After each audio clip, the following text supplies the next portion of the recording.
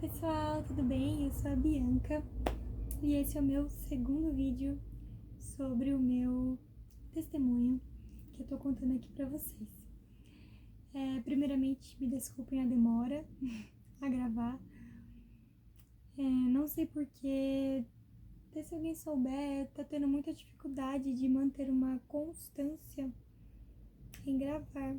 Cheguei a gravar já alguns conteúdos, mas eu não consegui postar nenhum ainda. Mas quero mudar isso logo em breve, então me ajudem aí, me dando dicas de como manter o foco e não perder as esperanças e desanimar. Mas vamos lá, vou tentar resumir de uma forma bem breve o que aconteceu a partir da minha segunda cirurgia. Então, no primeiro relato, eu contei pra vocês quando que eu descobri o câncer de tireoide, até quando eu voltei a trabalhar e a minha recuperação em si. E aí depois disso a gente fica fazendo exames periódicos para verificar, né, se ele voltou, se não voltou, se tá tudo bem. E aí nesses exames, depois de aproximadamente 2 anos, já tava super bem, assim. Eu fiquei com hipoparatireoidismo. Se vocês quiserem eu explico depois o porquê, o que é isso, mas eu trato até hoje, vou tratar pro resto da minha vida, tomo remédio. E teoricamente essa foi a única sequela que eu fiquei da primeira cirurgia, né? Mas aí, 2 anos depois aproximadamente, numa ultrassom, vimos que surgiu outro tumor no mesmo lugar do anterior, do maligno. E a minha médica já ficou alerta e falou: Bianca, vamos ter que fazer uma punção, porque ele é exatamente do mesmo lado do outro, então a chance dele ser maligno é grande, então a gente vai precisar investigar. E nisso ela começou a investigar, pedir as punções, só que as punções, pessoal, não estavam dando certo, porque ele era muito pequenininho, muito. Então o médico tentava pegar a célula e ela escapava, ou vinha sangue, enfim, dava resultado inconclusivo. Até que depois de 3 vezes tentando, conseguimos, saiu o resultado e era mesmo maligno. E aí, pessoal, foi que eu fiquei um pouco desesperada. Foi a primeira vez que eu senti medo e um pouco de desespero, porque vocês lembram que foi muito traumático pra mim, a primeira experiência, né? Então eu não queria ter que passar por aquilo de novo, entendeu? E aí me veio toda a memória na cabeça daquilo que eu tinha passado e sofrido e tal, e aí eu fiquei desesperada de verdade. Mas sempre orando a Deus, porque só Ele que me traz paz nessa vida. Não existe mais nada, nem ninguém que consiga me acalmar além de Deus. Então eu orava muito, pedia muito, falava: Senhor, mas Tu sabes de todas as coisas, né? Quem sou eu pra questionar Deus? A gente nunca pode questionar Deus. Então eu orava muito, pedia oração na igreja, e orar lá na frente, pra ser ungida também. Um minutinho. Aí passaram-se, né, alguns meses, e aí marcamos a cirurgia, e eu fiz a cirurgia, e um dos maiores riscos, né, para essa cirurgia é que nesse meio tempo eu descobri em um exame que minha médica pediu que minha corda vocal direita ela era paralisada, ela não funcionava mais desde a primeira cirurgia. Então lembra que eu falei pra vocês que eu senti dificuldade para falar, eu senti muita dor, demorou para voltar a minha voz. Foi por conta disso, porque a minha corda vocal já paralisou. Ninguém sabe me dizer o motivo, por quê? Porque tem vários motivos que podem ser. E eu não sabia, que o meu médico nunca investigou, nunca deu atenção quando eu falava pra ele sobre isso. E aí essa médica descobriu. E aí por isso que eu tinha tanta dificuldade de dar aulas na escola, que eu falava muito, minha voz doía. Doía a garganta, né? Minha garganta doía, minha voz sumia. Enfim, abriu muito meus olhos e fiquei tipo, nossa, era isso o tempo todo, pelo menos descobrimos, né? Só que aí o medo para a segunda cirurgia era que eu só tenho mais uma corda vocal, cada pessoa tem duas. Uma já estava debilitada, só tinha uma. E aí que vem o risco, né?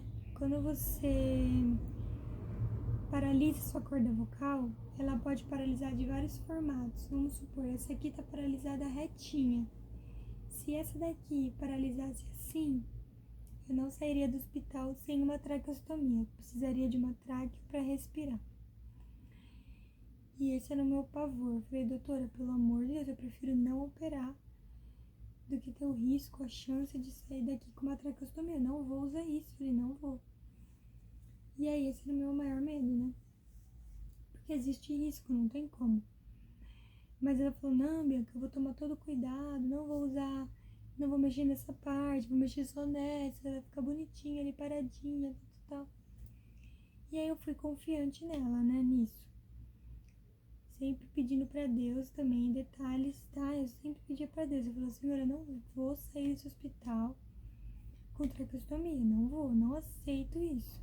Expulsei tudo que é mal da minha vida, falei, não vou. E tá bom, né? E aí eu operei, foi no dia, eu tava muito nervosa, um dia antes, mas no próprio dia eu tava um pouco mais calma. Aí a doutora foi lá no quarto, falou comigo, o atendimento deles foi ótimo, foi bem melhor do que do primeiro. Aí ela me explicou tudo bonitinho, fomos pra cirurgia. Acordei, fiquei tipo, tô viva, acabou, graças a Deus. E aí eu já fiquei aliviada, porque eu não senti aquela dor que eu senti da primeira vez. Eu não senti dor na garganta. Eu consegui me alimentar. Conseguia sentar, deitar, sem aqueles engasgos. Todos que eu tive na primeira cirurgia foi tipo assim, o oposto. Foi ótimo. Só tinha um porém. Eu não conseguia falar. Não saía nada. Mas eu conseguia respirar. Glória a Deus por isso. Comer e beber. Mas falar não saía nada, saía só um cochicho. Tipo ar, sabe? Quando a gente fala só cochichando, tipo assim, eu vou tentar demonstrar. Oi, tudo bem? Oi, pessoal, tudo bem? Era isso. Era praticamente um ASMR de Bianca. E aí, galera, tudo bem, né? Falei, gente, normal, tô respirando, tá tudo certo. E aí fui pra casa, aí passaram-se dias, 7 dias, 8, 10, 11, 15 e nada da minha voz voltar. Aí eu comecei a ficar preocupada, porque da primeira vez, com 11 dias já tinha voltado um pouco, eu já consegui voltar a trabalhar. Com 14 dias, né? Dessa vez com 15, não saía nada, saía tipo assim, um resquício de voz e sumia de novo. E aí eu fui na consulta da médica, e a médica ficou mais assustada que eu. Ela ficou olhando pra mim, que agora travou. O mais engraçado foi que ela ficou olhando pra mim do tipo, o que aconteceu, Bianca? O que você fez? Eu fiquei tipo, doutora, me diz você, porque eu não sei de nada, eu vim aqui procurando respostas, né? E ela ficou em choque, ela ficou pálida. Ela falou, não faz sentido, não era pra estar assim, que não sei o que. E não descobrimos até hoje o porquê, mas a minha corda vocal esquerda também ficou paralisada, semi-paralisada, porque ela mexia, mas bem lentamente, sabe? Como se ela estivesse sem forças. Aí ela me encaminhou pra fono e para um exame, pra gente ver como é que tava lá. E realmente, essa aqui, né, tá parada. E essa aqui tava tipo assim, ó. Ou seja, tinha uma passagenzinha de ar, mas era reduzida. E ela não tinha força para tocar nessa, para sair o som.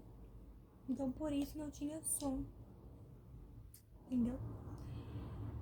E até hoje essa aqui não é a minha voz de nascença, não é a minha voz. Essa é a voz da pós-cirurgia, que ainda não estabeleceu 100%, mas já tá bem melhor do que estava. Vocês viram que ao longo do vídeo ela some às vezes, eu tuço, eu tenho que beber água. Acontece porque ela dá uma cansada, sabe? Ela cansa. E a respiração já melhorou muito, mas eu ficava muito ofegante quando falava, tipo, muito. Agora já melhorou, graças a Deus. Mas ainda fico cansada, tipo, praticando atividade física intensa, eu ainda canso muito. Mas é isso, pessoal. Este é o meu relato.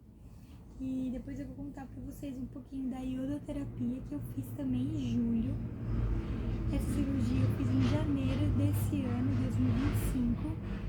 E até hoje ainda estou em tratamento. Agora meu tratamento tá pausado na fono, por conta de convênio, enfim. Mas ainda estou em tratamento, não tive alta da fono para restabelecer a minha voz. Segundo ela, vai voltar. Em nome de Jesus, eu creio que vai voltar. Muitas pessoas não acreditam mais, mas eu acredito, porque eu creio que Deus é um Deus de milagres e Ele faz o milagre 100%, Ele restaura 100%. Então eu acredito que Ele vai trazer minha voz de volta, porque é parte da gente e eu sinto muita falta de ter a minha voz. Porque essa voz eu acho ela muito estranha. Ela é meio... não sei explicar, ela é fonada, como se minha garganta estivesse sendo apertada, assim, sabe? E ela não consegue encostar 100% na outra, então fica essa voz meio fina, meio esgarçada, sabe? Não é a minha voz, não é meu timbre de voz. Mas enfim, espero que tenham gostado. Curte, comenta aqui. Já acabou a voz de novo. Pra eu contar pra vocês do iodo. Da experiência da iodo, que também foi bem intensa e bem marcante. E eu quero dividir com vocês também. E é isso, pessoal. Espero que tenham gostado. Beijinhos e até a próxima.